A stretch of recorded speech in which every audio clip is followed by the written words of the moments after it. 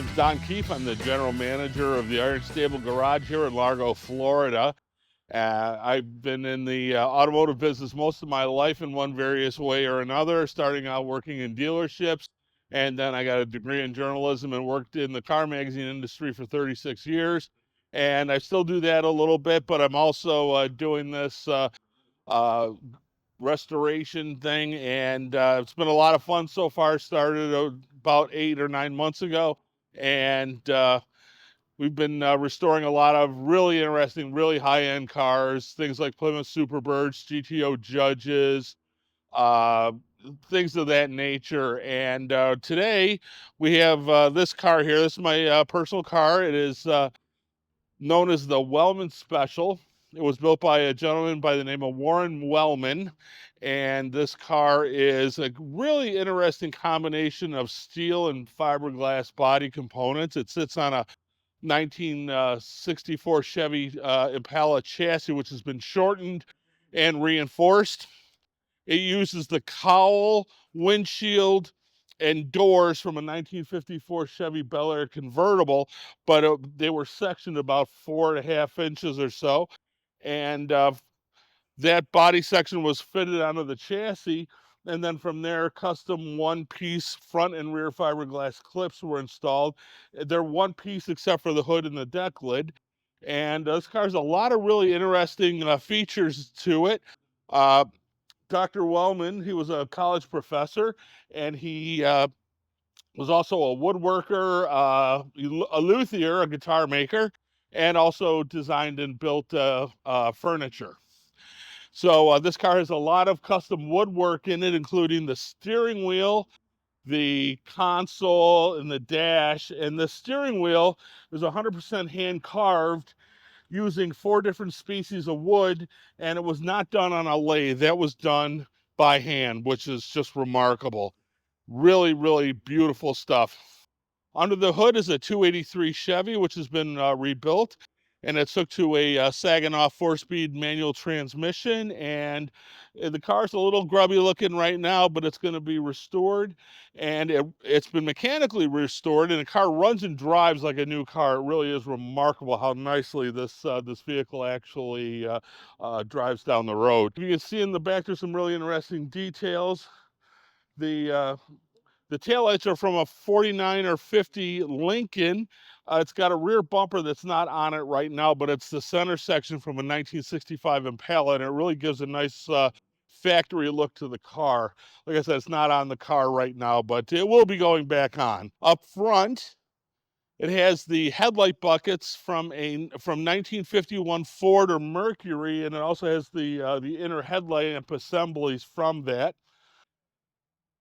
The grille is custom made out of heavy stainless steel wire. And I guess this was one of the most difficult things to do, was to weave that heavy gauged wire into a grill.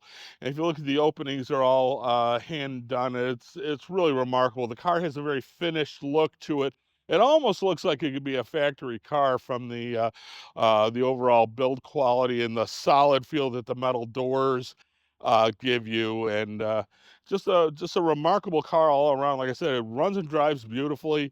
It's actually a lot quicker than you'd think. You know, little 283 Chevys are not known for being super powerful, but this combined with the light overall weight and the 4-speed Saginaw transmission, this car is remarkably quick. Wellman was from Oneonta, New York, He right? originally he grew up in Massachusetts, I believe in Worcester, Massachusetts, and he settled in Oneonta, New York, and he was a multi-instrumentalist. He played in the Oneonta Philharmonic and played saxophone there, and he played a variety of different musical instruments, which was pretty remarkable. The guy was a very interesting guy. I would have loved to have met him.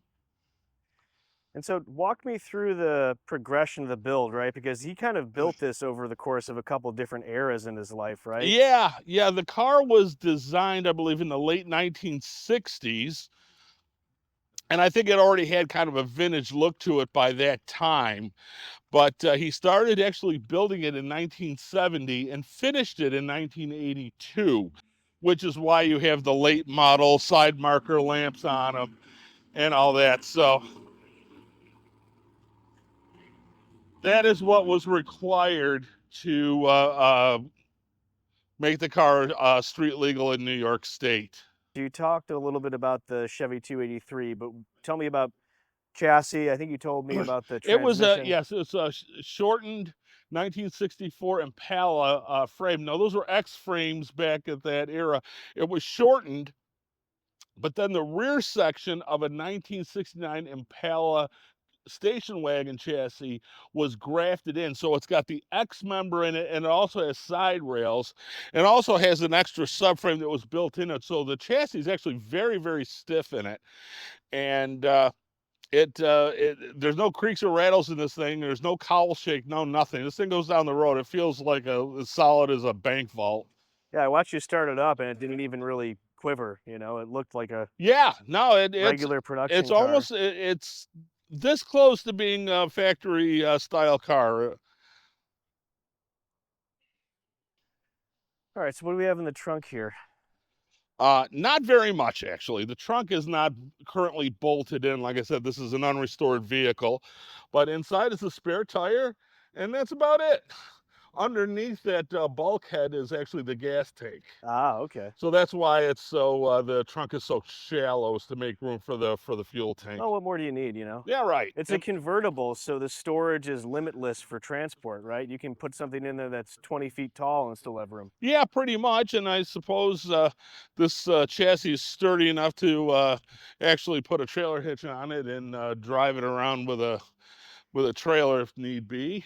And you said the doors had been sectioned, what, about 4 Yeah, I'd say about inches? 4.5 inches or so. You can see the cut right here. The rockers are fiberglass on both sides? Fiberglass are, yeah, they're fiberglass on both sides. And I think they hide the actual rocker panel, if you can see here, that's got pretty much a factory style Oh, I see. rocker panel Yeah, in yeah. there.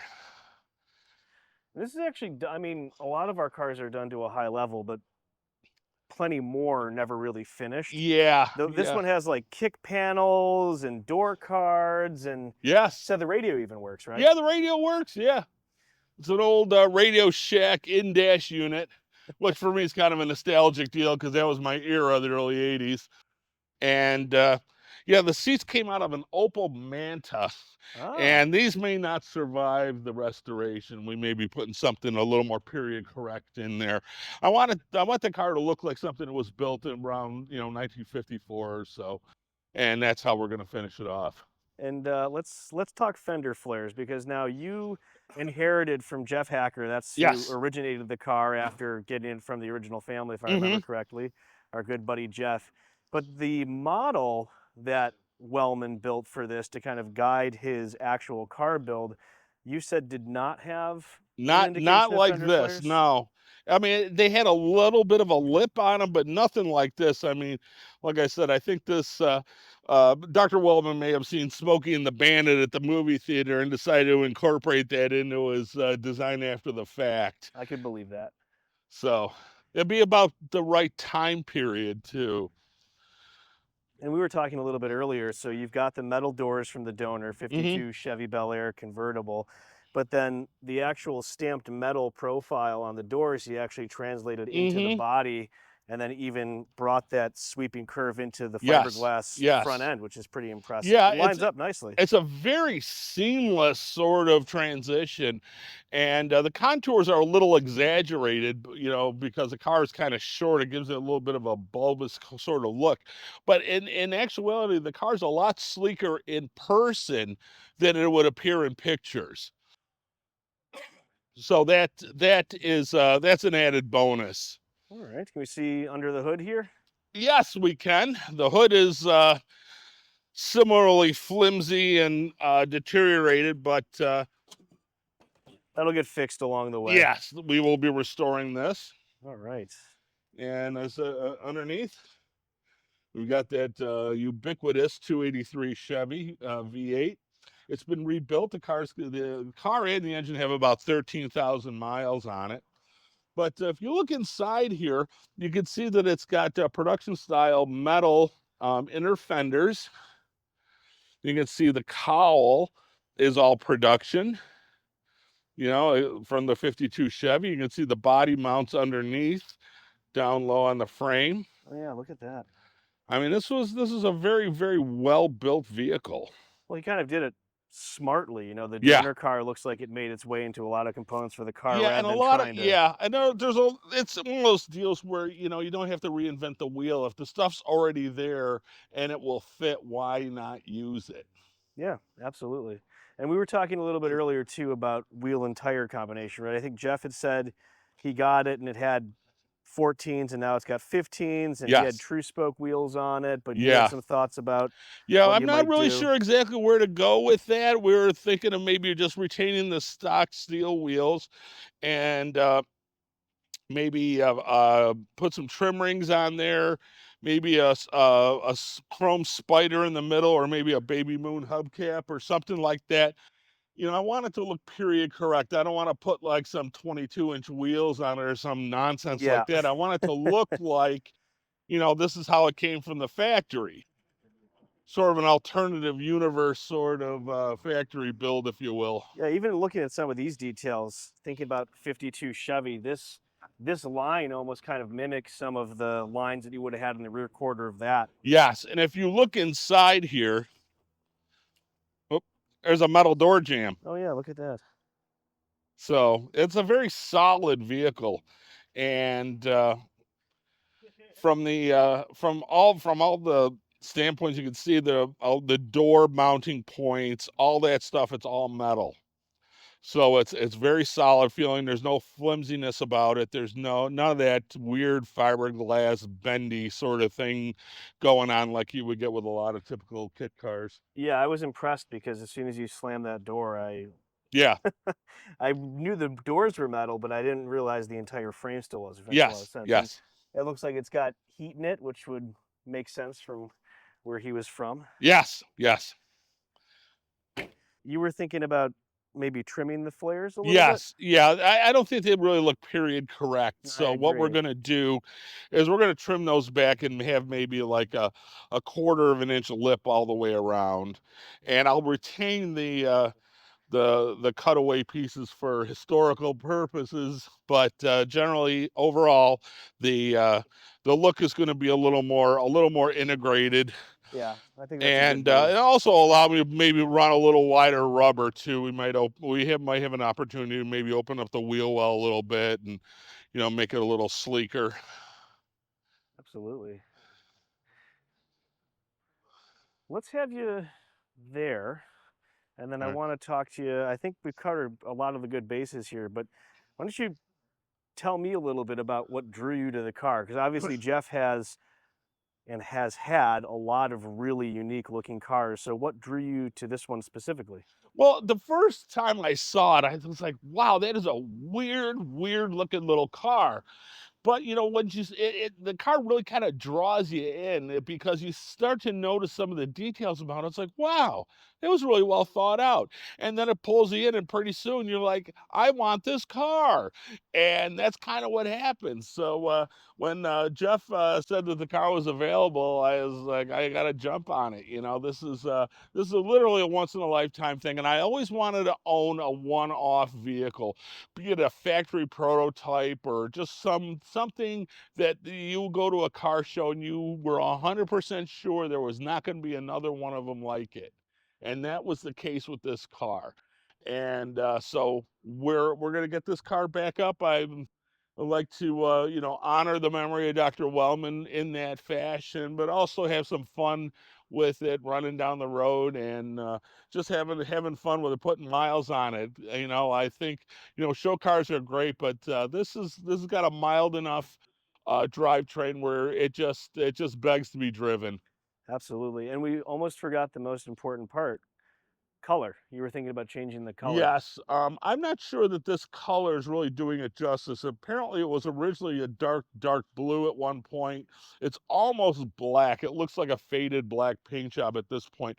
I'm thinking of some sort of burgundy or maroon might actually accent the body lines and give the car sort of a period correct look too. I don't want to do any crazy, you know, candy colors or anything that looks like it, you know, should be on a new vehicle. I want something that would be like, okay, that looks like something that would have, you know, appeared in the 1950s. And you are a Pontiac guy, right? I So am you're a looking, Pontiac guy, and also full-size Chevys, GM stuff generally. But yeah, I'm a Pontiac guy at heart. but that burgundy color is a Pontiac color you were It thinking is. about, It's right? yeah. It's in a 1966 Pontiac. They just called it Burgundy. What more No do you need? flare, yeah. Yeah. What else more do you need to know? Cool, all right, can we hear you fire it up and see it do a little lot driving? Yeah. Sure. All right.